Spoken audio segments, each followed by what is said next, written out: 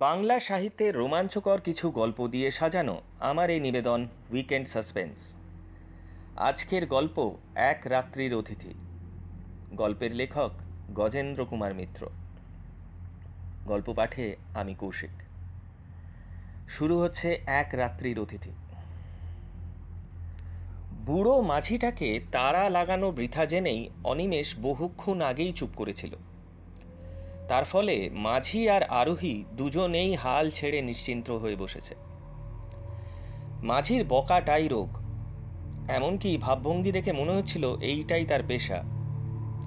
ওর বউ কতদিনে মরেছে, ছেলের বিয়ে দিতে গিয়ে কি ভুল করেছে, জামাই কেন মেয়েকে নেয় না, ছোট জামাইটা জুয়াড়ি, ছেলেটা নেশা করতে পেলে আর কিছু চায় না। খুব ছেলে বয়সে একবার ও কলকাতা গিয়েছিল, কিন্তু হট্টগোলে মাথা ঠিক থাকে না বলে পালিয়ে আসতে পথ পায়নি। আবার একবার যাবে মা কালীকে দর্শন করতে, ইত্যাদি তথ্য পরিবেশন করবার ফাঁকে ফাঁকে শুধুমাত্র দম নেবার প্রয়োজনে যখন থামে, তখনই শুধু দাঁড় বাইবার কথা মনে পড়ে ওর। সুতরাং শহরে যাবার বাস যে পাবে না তা অনিমেষ আগেই ভেবেছিল, কিন্তু এমন অবস্থায় যে পড়বে তা কল্পনা করেনি। বাস তো নেই, আশেপাশে কোথাও মানব বসতিরও চিহ্ন যেন চোখে পড়ে না। নৌকো এসে যেখানে ভেড়ে সেখানে বাঁশের মাচার মতো একটা আছে। জাহাজ কাটা হলে অনায়াসে জেঠি বলা যেত। সেই মাচাতে নেমে অসহায়ভাবে অনিমেষ একবার চারিদিকে তাকিয়ে দেখলে নিচের ময়ূরাক্ষীর কালো জল নিঃশব্দে বয়ে যাচ্ছে। তার স্রোতের গতি থাকলেও তবু প্রাণপণ স্পন্দন বোঝা যেত। এত মন্থর তার স্রোত, এত নিস্তরঙ্গ মনে হচ্ছে সমস্ত জলটা যেন জমাট বেঁধে স্তব্ধ হয়ে গিয়েছে। আর তার সেই অতল কালো বুকে কত কি রহস্যময় জীব স্পন্দনহীন চোখে তার দিকে তাকিয়ে কৌতুকের হাসি হাসছে।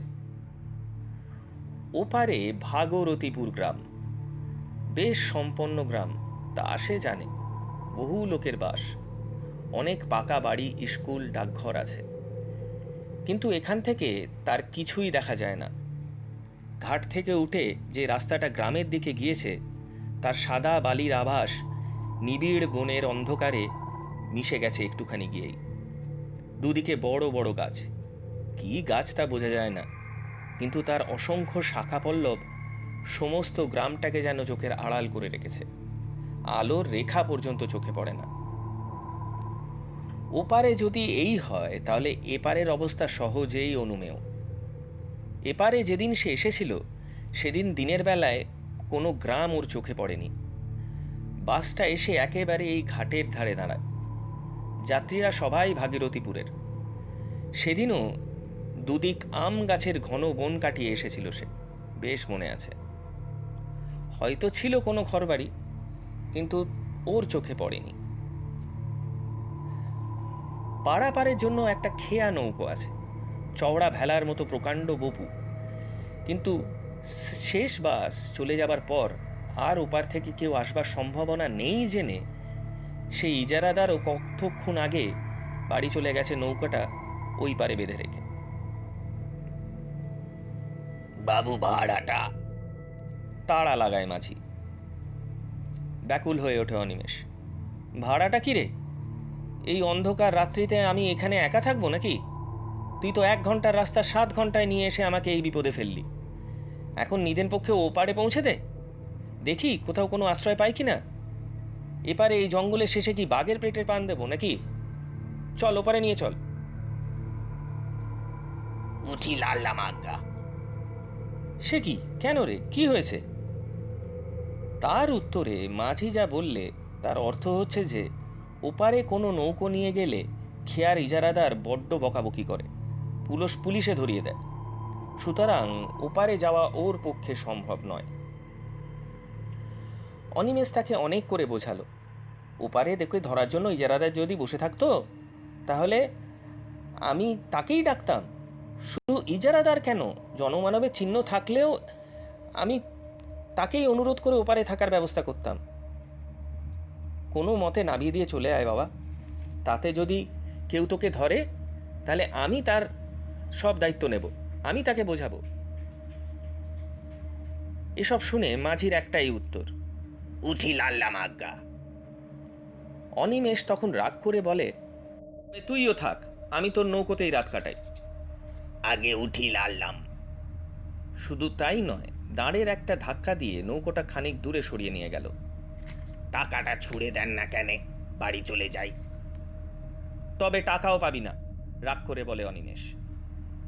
কিন্তু যখন দেখে বুড়োটা সত্যি সত্যি একটা নিঃশ্বাস ফেলে ঘরমুখো হচ্ছে, তখন একখানা 1 টাকার নোট দলা পাকিয়ে ছুঁড়ে দেয়। যা বেটা যা, পথে ডুবে মরিস, মনে মনে বলে অনিমেষ। ব্যাস, এরপর সব পরিষ্কার। ওপারে ঘন বনের নিবিড় অন্ধকার, সামনে অতল শান্ত জল, তার রহস্য আছে জমাট বেঁধে। আর এপারে তার চারপাশ ঘিরেও দৈত্যের মতো কতগুলি গাছপালা ভয়াবহ অন্ধকার বিস্তার করে সমস্ত সভ্যতার চিহ্ন, এমনকি আকাশটাকেও যেন আড়াল করে রেখেছে। বাস এসে দাঁড়ায় এবং ঘুরে যেখানটায়, সেখানে খানিকটা ফাঁকা জায়গা আছে বটে, কিন্তু সে যেন আরও ভয়ঙ্কর। সুটকেসটা মাথার ওপর পেতে সেখানেই ঝেঁকে বসলো অনিমেষ। বাঘ ভাল্লুক যদি সত্যিই আসে, তাহলে জলে ঝাঁপিয়ে পড়তে পারবে। এইখানেই খানিকটা তবু নিরাপদ। খড়খড় ঝটপট শব্দ করে কি একটা পাখি এসে উড়ে বসলো মাথার ওপর। ভয় পেয়ে চমকে উঠল অনিমেষ। কাছে কোথাও শুকনো পাতার উপর দিয়ে কি যেন একটা সরীসৃপ চলে গেল বোধহয়। সামান্য শব্দ, তবু স্পষ্ট। জলের মধ্যে হঠাৎ একটা মাছ ডিগবাজি খায়। এইটুকু আওয়াজ, কিন্তু অনিমেষের মনে হলো যেন বন্দুকের শব্দ হলো কোথাও। বিশ্রী লাগছে। নক্ষত্রের আলোতে যত দূর দৃষ্টি চলে, বহুক্ষণ ধরে হাত ঘড়ি দেখলে রাত 9টা। কলকাতায় সবে সন্ধে, কিন্তু এখানে মনে হচ্ছে নিশুতি রাত। এখনো দীর্ঘ সময় তাকে অপেক্ষা করতে হবে। কখন ভোর হবে, তারপর কখন ইজারাদারের ঘুম ভাঙবে, তবে সে একটু লোকালয়ের মুখ দেখতে পাবে। বাস একটা আসে এখানে সকাল 8টা নাগাদ। সন্ধে যেটা এসেছে সেটা কাছাকাছি কোনো গ্রামে থাকে। 7টা নাগাদ এখানে এসে দাঁড়ায়, অর্থাৎ প্রায় 12 ঘন্টা এখনো। আচ্ছা, হাঁটলে কেমন হয়? বাসের রাস্তাটা ধরে হাঁটতে থাকলে কি আর একটা গ্রাম পাওয়া যাবে না কাছাকাছির মধ্যে? কিন্তু তাকে যদি আশ্রয় কেউ দিতে না চায়, ডাকাত বলে মনে করে, তাছাড়া দুদিকে যে ঘন বন, যদি বাঘ আসে। মুর্শিদাবাদ জেলায় এইসব অঞ্চলে প্রায় বাঘ বেরোয়। দরকার নেই, 10-11 ঘন্টার সময় একরকম কেটেই যাবে। মশাই শুনছেন? বাস মিস করেছেন বুঝি? কোথাও আশ্রয় পানি? অস্ফুট একটা শব্দ করে চমকে ওঠে অনিমেষ। বরং আঁতকে ওঠে বলাটাই ঠিক। কখন নিঃশব্দে কে পেছনে এসে দাঁড়িয়েছে তা সে বুঝতে পারেনি। অত্যন্ত দ্রুত, যেন একটা কথা শেষ হবার আগেই আর একটা কথা শুরু হয়েছে, এইভাবে পরপর 3টি প্রশ্ন করে আগন্তুকটি। তারপর সে এখন চুপ করে দাঁড়িয়ে নিঃশ্বাস ফেলছে। অবশেষে মরিয়া হয়ে অনিমেষ ফিরে তাকায়। রোগা কালো গোছের একটা মানুষ, খুব বেঁটে নয়, তাই বলে ঢ্যাঙাও বলা চলে না। উস্কো খুস্কো এক মাথা চুল ও ঘন দাড়ি, কিন্তু আবক্ষ বিস্তৃত নয়। মধ্যে মধ্যে কামানো বা ছাঁটা নয়, এমনি দাড়ি, খোঁচা খোঁচা। একখানা খাটো আধময়লা কাপড় পরনে, খোঁচার খুঁট গায়ে জড়ানো। মোটা ভুরুর আড়ালে কোটরগত চক্ষু, স্থির দৃষ্টি নিঃশব্দে শুধুমাত্র চাউনির দ্বারাই যেন অনিমেষের সমস্ত ইতিহাস পূর্বাপর আয়ত্ত করার চেষ্টা করছিল। বলছিলাম, আপনি বোধহয় কোনো আশ্রয় পাচ্ছেন না। তাহলে বরং চলুন, আমার কুটিরেই চলুন, কোনো মতে রাতটা কাটিয়ে দেবেন। এই লোকটাকে দেখে পাগল বলে মনে হয়। শেষ পর্যন্ত এর আশ্রয়ে গিয়ে কি বিপদে পড়ব? কি বলেন, যাবেন নাকি? আপনি এখানে মানে? আমোদা আমোদা করে অনিমেষ। আমার এখানে একটা ঘর আছে, ওই যে। লোকটি আঙুল তুলে দেখায়। সত্যি তো, ওই তো, বলতে গেলে তার সামনেই পাড়ের ওপর একখানা খড়ের ঘর, অঞ্চলে যেমন হয় তেমন। আশ্চর্য, এতক্ষণ তার চোখে পড়েনি। কি হয়েছিল? লোকটা বোধহয় তার মনের ভাব বুঝেই হেসে বললে, ঘরে আলো ছিল না কি না, তাই অন্ধকারে টের পাননি। আমিও বাড়ি ছিলুম না, নদীর ধারে একটু বেড়াতে গিয়েছিল। অন্ধকারে একা একা বেড়াতে আমার বেশ লাগে। এখানে বাঘের ভয় নেই? আছে বই কি, তবে আমার অত ভয় নেই। মরবার ভয় করি না, করে লাভই বা কি বলুন? মরতে তো একদিন হবেই। না, লোকটাকে ঠিক পাগল বলে তো মনে হয় না। চলুন চলুন, ঘরে বসেই কথাবার্তা হবে এখন। লোকটা তাড়া লাগায়।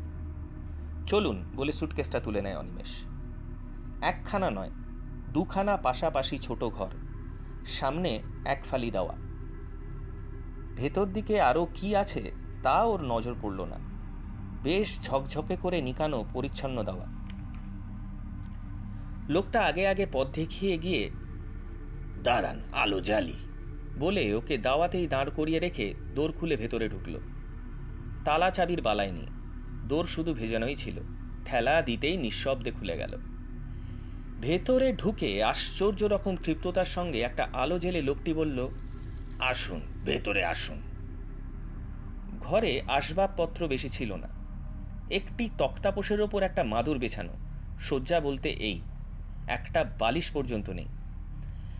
একপাশে একটা দড়িতে টাঙানো খানদুই কাপড়, তার মধ্যে একটা লাল, এতে জলের একটা মেটে কলসি, একটা ঘটি এবং পিতলের পিলসুজে একটা মাটির প্রদীপ।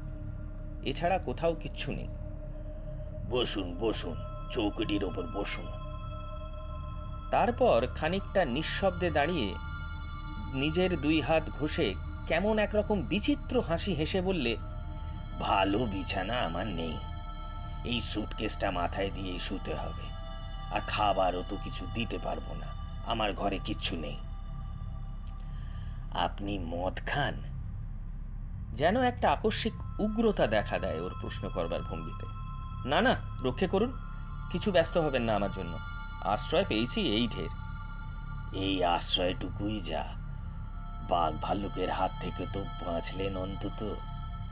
তা আশ্রয় ভালোই, ঘরখানা তো মন্দ নয়, কি বলেন? বলতে বলতে হেসে ওঠে সে।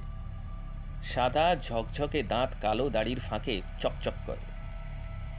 অনিমেষের যেন ভালো লাগে না ওর ভাবভঙ্গি। আবার সেই সন্দেহটা মনে জাগে, পাগলের পাল্লায় এসে পড়ল নাকি? আপনি এখানে কি করেন? আপাতত কিছুই না। আচ্ছা বসুন, আমি আসি। মুখ হাত ধোবেন নাকি? ধুতে পারলে ভালোই হতো, কিন্তু অনিমেষের তখন নড়তে ইচ্ছে করছে না। সে বলল, না, দরকার নেই। লোকটি বেরিয়ে গেল। অনিমেষ স্তব্ধ হয়েই বসে রইল। ভালো বোধ হচ্ছে না ওর, কেমন একটা অস্বস্তি হচ্ছে। কি করে লোকটা এখানে? এমন একাই বা থাকে কেন? ঘরে কোনো রকম কিছু খাবার নেই তো নিজে কি খায়? চোর ডাকাত নয় তো? লোকজন ভুলিয়ে এনে শেষে ঈশ্বর বাঁচিয়েছে, ওর ব্যাগে খান কত কাপড় জামা ছাড়া আর কিছুই নেই। পকেটেও মাত্র 6 টাকা আছে। একটু পরেই সমস্ত দেহ হিম হয়ে ওর মনে পড়ে, এই সব উদ্দেশ্যে যারা নিয়ে আসে ভুলিয়ে, টাকা না পেলে আরও হিংস্র হয়ে ওঠে। তাছাড়া মেরে ফেলেও দেখবে কি আছে। ওদের দেশে একবার খুব ডাকাতের উপদ্রব হয়েছিল। তারা একটা লোককে খুন করার পর পেয়েছিল মাত্র 1 আদলা। কখন গৃহস্বামী আবার নিঃশব্দে ওর কাছে এসে দাঁড়িয়েছে অনিমেষ টেরও পায়নি। যদিও খোলা দরজার দিকেই তাকিয়ে বসেছিল ও। কি আশ্চর্য! লোকটা বললে, এখনই শুয়ে পড়বেন নাকি? যদি ঘুম পেয়ে থাকে তো স্বতন্ত্র কথা, নইলে একটু বসি। কতদিন লোকের সঙ্গে কথা কইতে পাইনি, বলেন তো দুটো কথা কয়ে বাঁচি। এখানে লোকজন তো নেই, আসেও না কেউ। অনিমেষ আবার পূর্বের প্রশ্নের জের টানলে, তা এমন জায়গায় আপনি থাকেনই বা কেন? সেই হাসি গৃহস্বামীর মুখে, তেমনি নিঃশব্দ হাসি। দাড়ির ফাঁকে শুভ্র দন্তে সেই বিজলি প্রকাশ। ভয় নেই, আমি চোর ডাকাতও নই, পাগলও নই। ঘরে কিছু নেই মানে আমার কিছু দরকার নেই, থাকারও দরকার হয় না আমার। কেন জানেন? তারপর যেন কতকটা অসংলগ্নভাবেই বলে ওঠে, আমি সাধক, তান্ত্রিক সন্ন্যাসী। সন্ন্যাসী? অবিশ্বাসের দৃষ্টিতে চায় অনিমেষ। অপ্রতিভ হয়ে লোকটি বলে, না, সন্ন্যাসী মানে ঠিক অভিষিক্ত সন্ন্যাসী নই, তবে সাধক বটে। উবু হয়ে ঘরের মেঝেতে বসল লোকটা। কিছুক্ষণ মৌনভাবে থেকে বলল, তাহলে আপনাকে বলে ফেলি সেটা। কাউকে কখনো বলিনি, বলবার সুযোগও পাইনি বিশেষ। এই অঞ্চলেরই লোক আমি, বুঝলেন।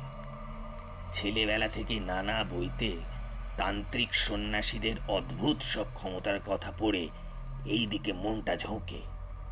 মনে হতো আমিও এই সব সাধনা করে সিদ্ধ হব, তারপর প্রাণ ভরে পৃথিবীর সব ঐশ্বর্য ভোগ করব, আর আমায় পায় কে? হায় রে, তখন কি জানতুম যে ভোগের উদ্দেশ্যে সাধনা করতে এলে সিদ্ধি তো দূরের কথা, সমস্তই খোয়াতে হয় একে একে। এই পর্যন্ত বলে লোকটি চুপ করল। ততক্ষণে অনিমেষও অনেকটা সহজ হয়েছে। লোকটির ভাবভঙ্গি আর কথাবার্তায় সত্য কথা বলছে মনে হয়। দুশ্চিন্তা অনেকখানি কমে গেল ওর। বাড়ি আমার এ অঞ্চলে নয়, বাড়ি সেই পাঁচকুপির কাছে। কেন এখানে এলুম বলছি, দাঁড়ান।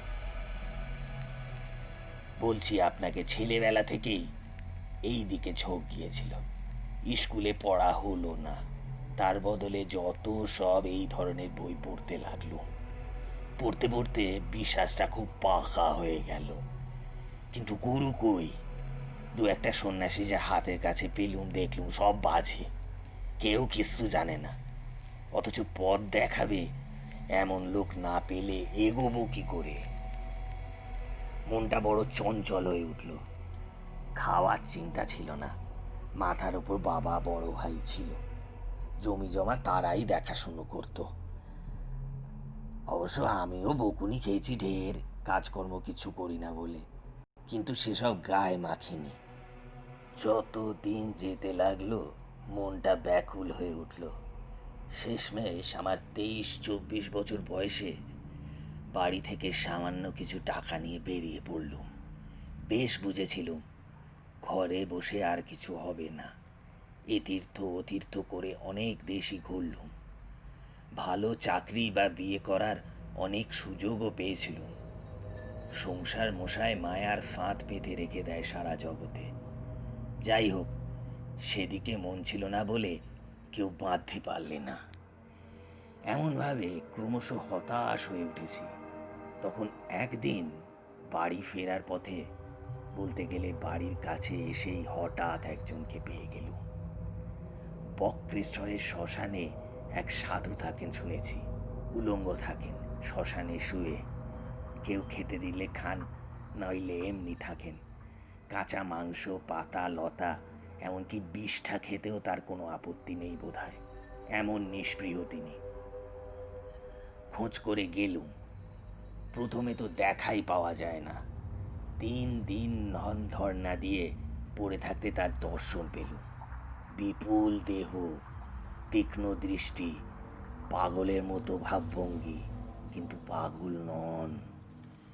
একদিন আমার চোখের সামনে শেয়ালের দেহ ধরে বনের মধ্যে গিয়ে সেঁধুলেন, কিন্তু তারপর আর তাকে কেউ খুঁজে পেল না।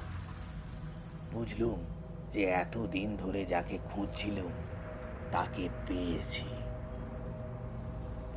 অনিমেষের মনেও ততক্ষণে গল্প জমে উঠেছে। লোকটি থামতেই সে বলল, তারপর? লোক তো পেলুম, তাকে ধরি কি করে? কিছুতেই ধরা দেয় না। কিছু বলতে গেলে শ্মশানের পোড়া কাঠ তুলে তেড়ে আসে। একদিন খুব কান্নাকাটি করতে, সব শুনলে মন দিয়ে। তারপর যা বকুনি দিলে, বললে ভালো চাস তো এসব মতলব ছাড়, সাধনা করবি তুই এই 1.5-6টা ক্যাপা নিয়ে, এ তোর কাজ নয়, বুঝলি? মরবি একেবারে। তাছাড়া ভোগ করার জন্য এসব কাজ যে করতে আসে, তার একুল উকুল দুকুল যায়। রামকৃষ্ণ পরমহংসের গল্প পড়িসনি? মাকে বলেছিল, মা অষ্টসিদ্ধি দে, হৃদে বলছে চাইতে। মা বললেন, কাল সকালে এর উত্তর পাবি। পরের দিন সকালে দোর খুলতেই নজরে পড়ল একটি মেয়ে ছেলে এই দিকে ফিরে শৌচ করতে বসেছে। পরমহংস অপ্রস্তুত হয়ে ফিরে এসে ভাগ্নেকে এই মারে কি সেই মারে, বুঝলি? এমনি তুচ্ছ নয়, এই ছোট ছোট জিনিস এসব। ঘরের ছেলে ঘরে ফিরে যা, বিয়ে থাক কর, ভগবানকে ডাক, নয়তো কুলগুরুর কাছে দীক্ষা নিস। অনেক কাকুতি মিনতি করলাম, বাবার দয়া হলো না। আমি কিন্তু মশাই হাল ছাড়লুম না, এইখানেই পড়ে রইলাম। বলতে গেলে না খেয়ে না দে, আর গোপনে ওদের দিকে নজর রাখলুম। এদিকে আসল প্রক্রিয়ার কিছু হদিশ যদি পাই, এই ভেবে পড়ে রইলুম ওইখানে। এতদিন কি আর বৃথাই এই লাইনে ঘুরছি? আসল মানুষ না পাই, ওদের ভেতরের কিছু কথা আমি জানি। তারপর হলো কি মশাই, আরো দু একজন সাধক ভৈরবী এখানে এলো বাবার সঙ্গে দেখা করতে। গোপনেই এলো, কিন্তু আমি তো এখানেই পড়ে থাকি। ওদের পর পর কদিন চক্র বসলো, তাও দেখলুম। মনে হলো আর কি সব শিখেই গেছি। ওখান থেকে রওনা হয়ে বাড়ি ফিরলুম না। নির্জন স্থান অথচ শ্মশান, লোকালয়ের কাছে খুঁজতে খুঁজতে এইখানে এসে পড়ল। পথে নলহাটিতে একজন তান্ত্রিকের কাছে দীক্ষাও নিয়ে নিল। ও মশাই, এলুম তো এখানে, কিন্তু সাধনা আর হয় না।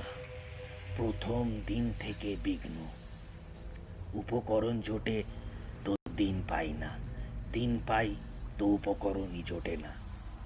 শেষে অনেক কৌশল করে অনেক নিচে নেমে যদিও বা সব জোগাড় করলাম, মঙ্গলবার আমাবস্যার রাত পেয়ে যেমন আসনে বসেছি, কি বিঘ্ন!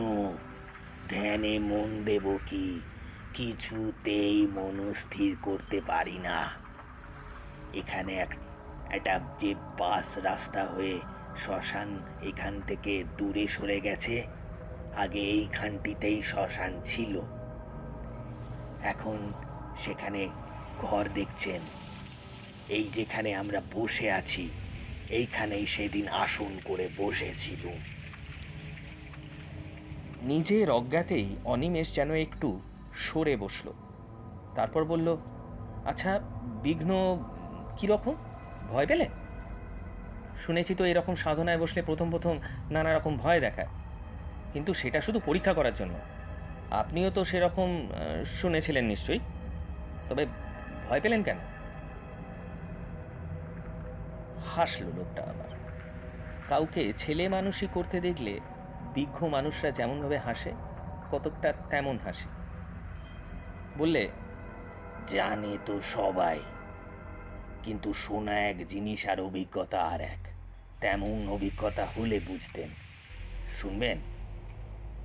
মরার বুকের ওপর বসেছি আসন করে, মরার খুলিতে মদ খাচ্ছি। মনে ভয় ডর কিচ্ছু নেই, এই বিশ্বাস হয়েছিল। কিন্তু সেই লোকেরই বুকের মধ্যে হিম হয়ে গেল সেই সব শুনে। না না, তেমন ভয়ানক কিছু না। প্রথমে শুরু হলো শুধু ফিসফিস কথার শব্দ, খিলখিল হাসি, চাপা হাসি। ক্রমে সেটা বাড়তে লাগলো। মনে হলো 10 জন, 100 জন, হাজার হাজার। আপনার চারপাশে যদি লক্ষ লোকের ফিসফিস কথার শব্দ হতে থাকে, তবে কেমন মনে হয়?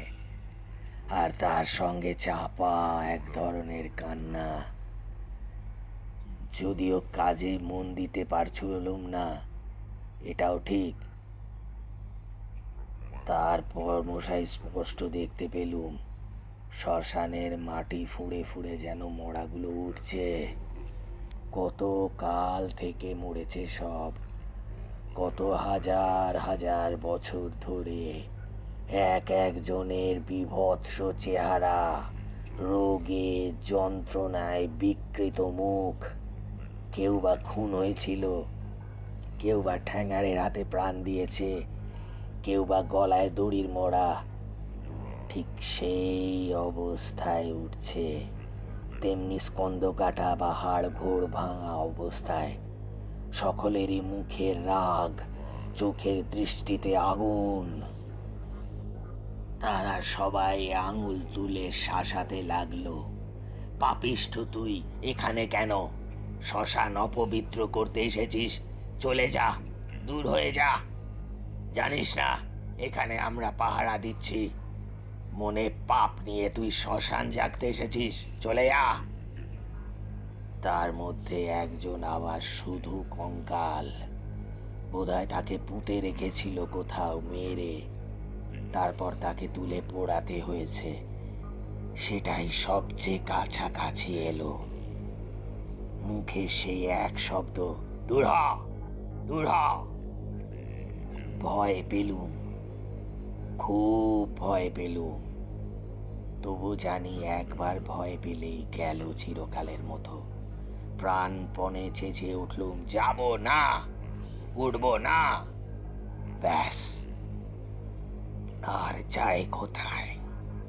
সেই কঙ্কালটা আরো এগিয়ে এসে তার সেই অস্থিময় আঙুল কটা দিয়ে আমার গলাটা চেপে ধরল। ওহ, সে কি চাপ! যেন মোটা লোহার সাঁড়াশি। কত চেষ্টা করলুম মুক্ত হবার, কিন্তু সেই বজ্র কঠিন মুষ্টি খোলে কার সাধ্য? দম বন্ধ হয়ে গেল। বুকে সে এক অসহ্য যন্ত্রণা। মনে হলো যেন দেহের প্রতিটি শিরা ফেটে যাচ্ছে। আকুলি বিকুলি করতে লাগলাম এক ফোঁটা হাওয়ার জন্য। সে হাওয়া চারিদিকেই রয়েছে, তবু এক বিন্দু বুকের মধ্যে নিতে পারলুম না। বরং আরো চেপে বসতে লাগলো সাঁড়াশির মতো আঙুলগুলো। তারপর? রুদ্ধ নিঃশ্বাসে প্রশ্ন করে অনিমেষ। তারপর? আবার সেই হাসি। তারপর আর কি, মুক্তি। সেই থেকেই ঘুরে বেড়াচ্ছি এইখানে। কাজ নেই, কামাইও নেই। জায়গাটার মায়া ছাড়তে পারছি না। সব থেকে বেশি কষ্ট হয় কথা কইবার লোক নেই বলে। কি? কথা কইতে গিয়েও একটা অজ্ঞাত আতঙ্কে অনিমেষের যেন গলা কেঁপে যায়। আপনি মুক্তি পেলেন কি করে? তা জানি না। এক সময় দেখলুম যে আমি দাঁড়িয়ে রয়েছি আমারই ভূতপূর্ব আশ্রয়, অর্থাৎ দেহটির পাশে। যারা এসেছিল তাদের তো কাজ শেষ, তারাও যে যার মতো মিলিয়ে গেছে। এক সময় সব কিছুরই শান্তি। তবু বুঝতে কয়েক মিনিট দেরি লাগে অনিমেষের। কথা কইতে গিয়েও গলার স্বর হয়ে যায় অস্ফুট। তার মানে কি? আপনি কি বলতে চান? যে আপনি তখন মারা গেলেন? আপনি মরা? প্রশ্নের শেষ অংশটা আকস্মিক আর্তনাদের মতোই শোনালো। কিন্তু সে প্রশ্ন করছে কাকে? কেউ তো নেই। শুধু সে একা বসে আছে ঘরে। বাকি জিনিসগুলো ঠিকই আছে, প্রদীপটাও তেমনই জ্বলছে।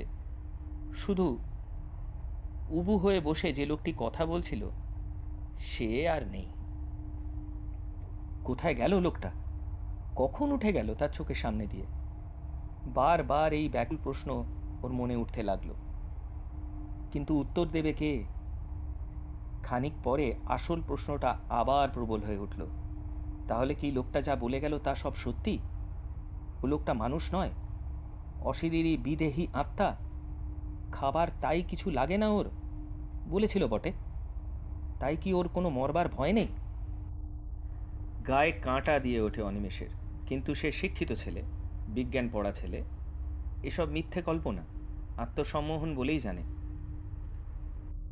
সে কখনোই বিশ্বাস করে না এই বিংশ শতাব্দীর মধ্যভাগে বসে সে ভূত দেখেছে।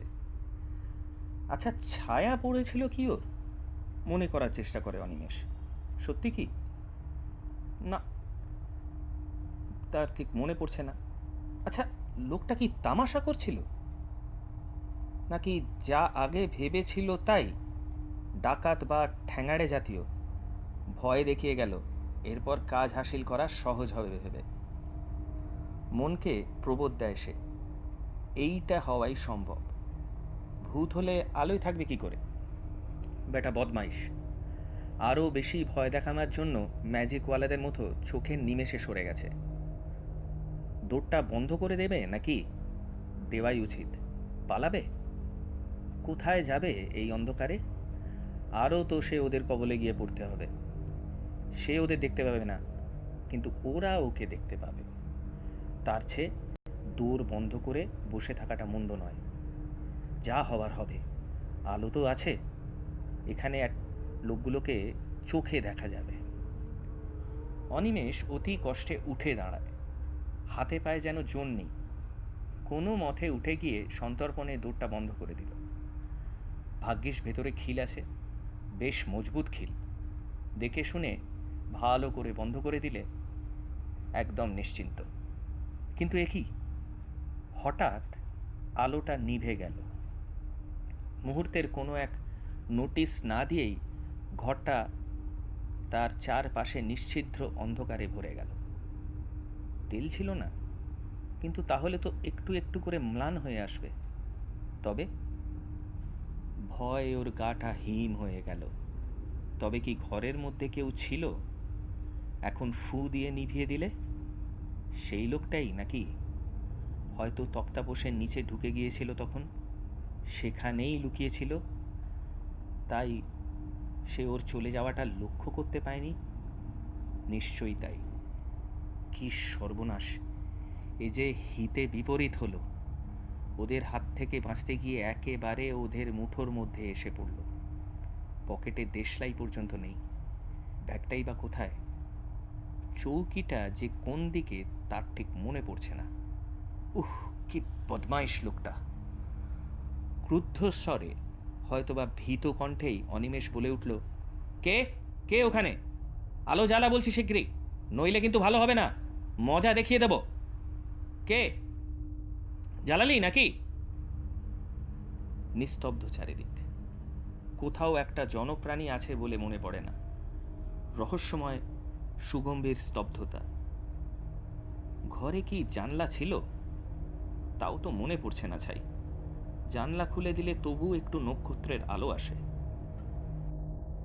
অনেকক্ষণ চুপ করে দাঁড়িয়ে থেকেও জানলা কোন দিকে মনে পড়ল না। আচ্ছা, একটু এগিয়ে গেলেই তো দেওয়াল, হাতড়িয়ে দেখতে দোষ কি? পরক্ষণেই মনে পড়ল, আরে আচ্ছা বোকা তো সে, দরজা রয়েছে, খুলে বেরিয়ে পড়লেই তো হয়। ঘরের অন্ধকারের চেয়ে বরং বাইরের অন্ধকার ভালো। নক্ষত্রের আলো তো আছে। ব্যাগটা থাক গিয়ে, প্রান্ত বাঁচুক আগে। যেদিকে দৌড় দিয়েছে এইমাত্র সেই দিকেই হাত বাড়ালো। কই সে দরজা? ও তো দরজা বন্ধ করে সবে এই পাশ ফিরেছে আর আলো নিভেছে। তবে কি দিক ভুল করছে? এদিকে দরজা ছিল না। আন্দাজে আন্দাজে এগিয়ে যায় সে। এইটুকু তো ঘর, দেওয়াল হাতড়ে হাতড়ে ঘুরলেই দরজা পাবে। শুধু ভয় হচ্ছে ও লোকটা না এই সুযোগে পেছন থেকে এসে মেরে বসে। কিন্তু উপায় কি? এদের কবলে এসে যখন পড়েছি। মরিয়া হয়ে এগোয় অনিমেষ। এক পা করে যতটা সম্ভব নিঃশব্দেই এগোয়। 1, 2, এ কি? এ যে 20 পা হয়ে গেল। ঘরটা যতদূর আন্দাজ 10-12 ফুটের বেশি নয় লম্বায়, নেহাতি ছোট ঘর। অথচ 20 পা মানে 15 ফুট। আরও 2 পা, আরও 10, আরও 20।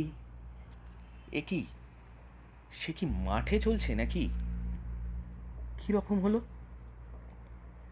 40 পা চলার মতো তো ঘর এটা নয়। তবে কি সে কোনাকুনি হাঁটছে? তাতেই বা এত দূর হবে কেমন করে? তবু সে আরও কয়েক পা এগিয়ে যায়। হয়তো চলতে চলতে কখনো গতি বেঁকে গিয়েছে। সোজা হয়ে হেঁটে আরও খানিকটা এগিয়ে যায় সে। না, তবু দেয়াল নেই। রহস্যময় অন্ধকার, অনন্ত শূন্যতা, বাইরের মুক্ত শূন্যতা নয়, চার দেয়ালের চাপা, তবু তা অনন্ত। এইবার কপালে ঘাম দেখা দেয় অনিমেষের। এতক্ষণ ঢাকাতে ভয় যা হয়নি, এইবার তা হলো।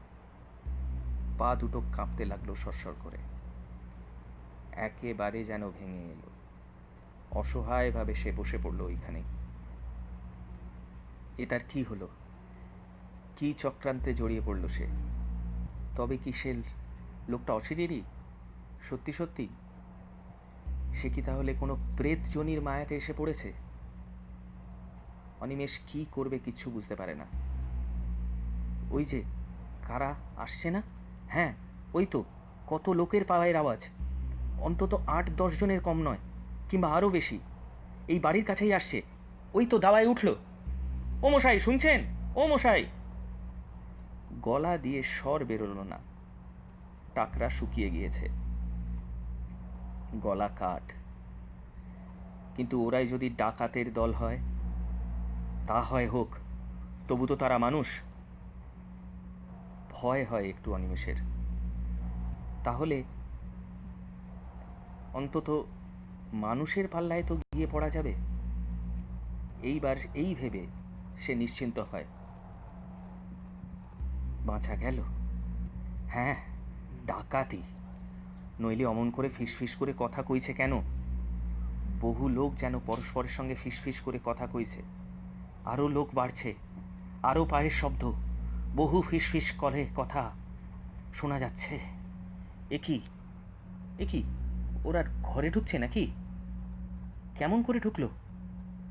ওর চারিদিকে শব্দগুলো এগিয়ে আসছে, ওর চারপাশে, খুব কাছে। খিল খিল করে একটা চাপা হাসির শব্দ। অনেকে হাসছে, তবু শব্দটা জোরে নয়। মাথা থেকে পা পর্যন্ত বরফ নেমে যায় দেহের মধ্যে। হাতে পায়ে আর কোনো সাড়া থাকে না। আতঙ্ক যে এমন জিনিস তা আগে অনিমেষ কল্পনাও করেনি। মস্তিষ্ক শুদ্ধ যেন নিষ্ক্রিয় হয়ে আসছে। চিৎকার করবে, একদম সাধ্য নেই। পালাবে, পথ কোথায়? কিন্তু কিছু তো একটা করা উচিত। লোকগুলো যেন ওকে ঘিরে ধরছে, তাদের নিঃশ্বাস, দূষিত তীব্র উষ্ণ নিঃশ্বাস ওর সর্বাঙ্গে। মনে পড়ে গেল লোকটার বর্ণনা। সেও তো এমনি ফিসফিস শব্দ শুনেছিল, এমনি হাসি। তারপর সেই মৃত্যুর পুনরুত্থান, সেই কঙ্কালের অভিযান। তারও অদৃষ্টে কি তাই হবে? সে তো কোনো দোষ করেনি, সে তো সাধনা করতে আসেনি সবের বুকের ওপর চড়ে। আকস্মাৎ কে যেন হা হা করে হেসে উঠল তার আশেপাশে কোথাও। তীক্ষ্ণ চড়া গলায় সে হাসি মনে হলো যেন তার চারপাশের অন্ধকারকে বিদীর্ণ করে ছড়িয়ে পড়তে চাইছে। আবার চারিদিকের দেয়ালে ধাক্কা খেয়ে ফিরে আসছে তারই দিকে। বহুক্ষণ ধরে সেই হাসির শব্দ ধ্বনিত আর প্রতিধ্বনিত হতে লাগলো তাকে ঘিরে। বিশ্রী তীক্ষ্ণ একটা উপহাসের হাসি। সে হাসির জাল যেন তার চারিদিক থেকে বেড়ে ধরেছে, আর নিস্তার নেই। প্রাণপণ চেষ্টায় চিৎকার করে উঠল একবার অনিমেষ, হে ভগবান, এ কি করলে? সত্যি তো, ভগবানের কথা তো তার মনে ছিল না। তাকে তো সে ডাকেনি। হে ভগবান, হে হরি, বাঁচাও, হে রামচন্দ্র। আর কিছু মনে এলো না তার। গায়ত্রী মনে আছে কি? হ্যাঁ আছে। পৈতেটা কোথায়? সুগভীর ক্লান্তি আর অসম্ভব তন্দ্রায় সমস্ত চৈতন্য শিথিল হয়ে আসে ওর। শুনছিলেন এক রাত্রের অতিথি, লেখক গজেন্দ্র কুমার মিত্র। গল্প পাঠে আমি কৌশিক। আগামী সপ্তাহে ফিরে আসব আরও একটা নতুন গল্প নিয়ে।